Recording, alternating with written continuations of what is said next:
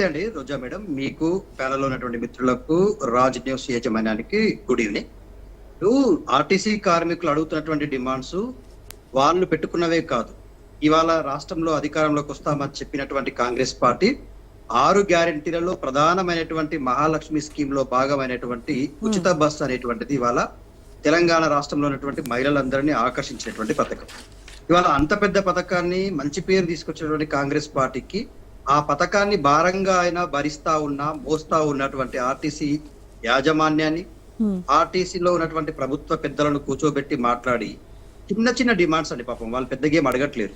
విలీన ప్రక్రియ విషయంలో మేము ఆల్రెడీ వాళ్ళు ఇప్పుడు అడిగేటువంటి పాపం అనిపిస్తోంది. మరి మీ ప్రభుత్వం అధికారంలోను, మీ బీఆర్ఎస్ పార్టీ అధికారంలో ఉన్నప్పుడు మీరు ఎంతవరకు వాళ్ళకి న్యాయం చేశారు? మీరు వాళ్ళ డిమాండ్స్ ఎంతవరకు పరిష్కరించారు చెప్పండి ఫస్ట్. తెలంగాణ రాష్ట్రంలో అధికారంలోకి వచ్చిన తర్వాత కేసీఆర్ గారి నాయకత్వంలో ఆర్టీసీ కార్మికుల యొక్క ఫిట్మెంట్ అనేటువంటిది కేవలం 23% ఉంటే దాన్ని ఒకే దఫాలో 42% పెంచినటువంటి నాయకుడు. అంటే 42 రోజులు తెలంగాణ ఉద్యమ సమయంలో సమ్మె చేస్తే కేసీఆర్ గారు 1% ఎక్కువే పెంచి 43%కు 44% వాళ్ళ యొక్క ఫిట్మెంట్ శాలరీని పెంచినటువంటి నాయకుడు. ఆర్టీసీ కార్మికుల పూర్తి డిమాండ్లను పూర్తి స్థాయిలో గౌరవించినటువంటి నాయకుడు. వాళ్ళు ఏమడిగారండి? మేము చేసినటువంటివన్నీ కూడా మీ కళ్ళ ముందర స్పష్టంగా కనిపిస్తున్నాయి కదా. కేసీఆర్ గారి ప్రభుత్వంలో ఆర్టీసీ కార్మికులను ప్రభుత్వ ఉద్యోగులకు గుర్తించడం అనేటువంటి అంశం పైన నిర్ణయం తీసుకున్నాము. అందులో భాగంగానే విలీన ప్రక్రియలో భాగంగా వాళ్ళని విలీనం చేయాల్సిన అవసరం ఉంది. ఇది యాజమాన్యం నుంచి ప్రభుత్వ ఆధీనంలోకి తీసుకెళ్లాలని చెప్పేసి ఆదేశాలు జారీ చేసినాము. కేబినెట్ ఆమోదం పొందింది. గవర్నర్ గారి దగ్గర అసెంబ్లీలో తీర్మానం చేసి గవర్నర్ గారి దగ్గర పంపితే గవర్నర్ దగ్గర అది పెండింగ్ లో ఉన్న విషయం మీ అందరికీ తెలుసు. ఇంకోటి, పెండింగ్ లో ఉన్నటువంటి బిల్లులండి, మేము అధికారంలో నుంచి దిగిపోయే వరకు దాదాపుగా ఆర్టీసీ కార్మికుల యొక్క పెండింగ్ బిల్లులలో 20% బిల్లులే పెండింగ్ లో ఉండే.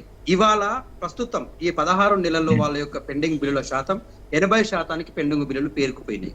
ఎందుకు? ప్రభుత్వం వాళ్ళని 80% ఆఫ్ ద ఆర్టీసీ యొక్క నిధులను ఉచిత బస్సు పేరు మీద వాళ్ళ మహిళలకందరికి ఇవ్వడం వల్ల ఏ విధంగా ఏదైనా ఒక సంస్థ రన్నింగ్ అవుతుందండి?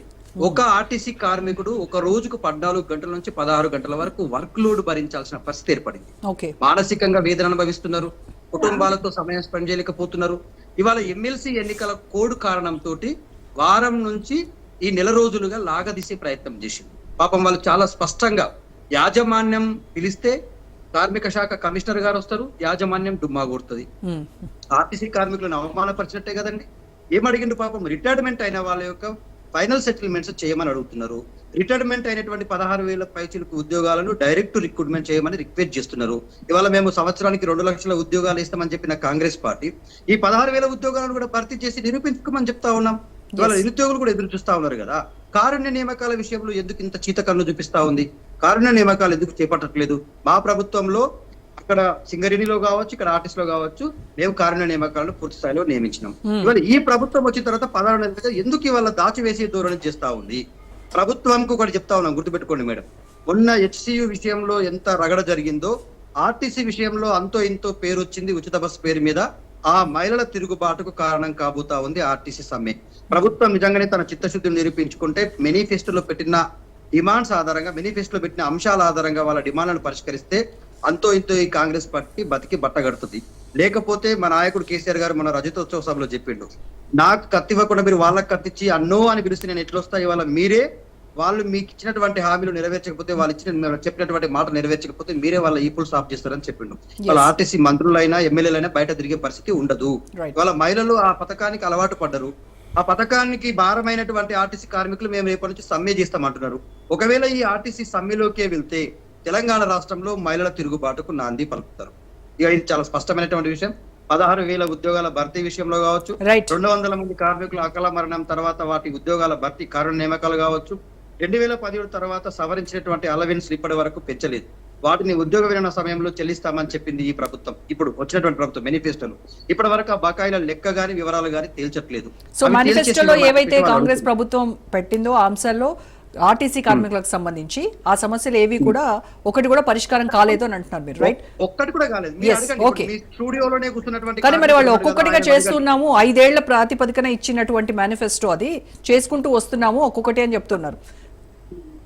ఇచ్చేటప్పుడు 100 రోజుల్లో పూర్తి చేస్తామన్నారు కదా రోజా మేడం. ఏదైనా 100 రోజుల టార్గెట్ పెట్టుకున్నారు. 420 420 హామీలకు 100 రోజులు డెడ్ లైన్.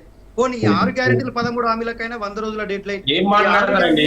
మేనిఫెస్టో మొత్తం 100 రోజులు, మేనిఫెస్టో చదువులు ఈ చదవకుండా మాట్లాడితే ఎట్లండి? మేనిఫెస్టో మొత్తం 100 రోజులు కానీ ఎక్కడ చెప్పారండి? ఏం మాట్లాడతారు? మరి ఇంత వేగ్గా వచ్చి అబద్ధాలు ప్రచారం చేస్తే ఈ కేసీఆర్ అంటే మీరన్నా చదువుకురండి. కేసీఆర్ లెక్క అందరూ అంటే మాట్లాడతారు. ఆర్టీసీలో ఉచిత బస్సు ప్రయాణం గురించి ఆర్టీసీ ఉద్యోగులను ఏం చెప్తున్నావు? 6 గ్యారెంటీలు అన్నావు, మేనిఫెస్టో మొత్తం 100 రోజులు ఎక్కడ పెట్టారు చెప్పండి, చూపించు. వాళ్ళ యొక్క 23 డిమాండ్లనే ముందు పెడుతున్నారు. నేను చేస్తామండి. 10 ఏళ్ళలో ఎక్కడ పోయింది మరి?